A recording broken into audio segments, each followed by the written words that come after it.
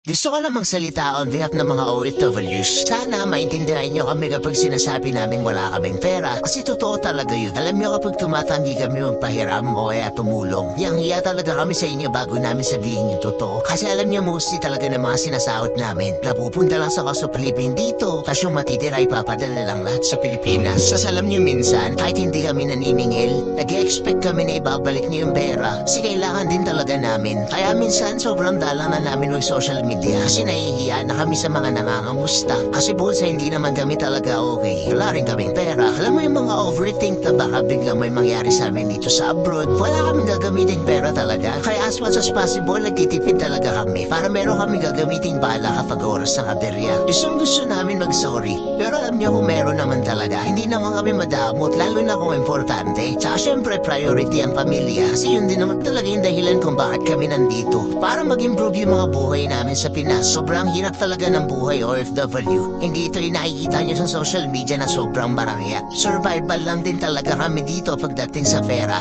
Pero kung may sobra naman, wala namang problema. Kaso madalas kasi, wala. Kaya yun, pasensya na talaga.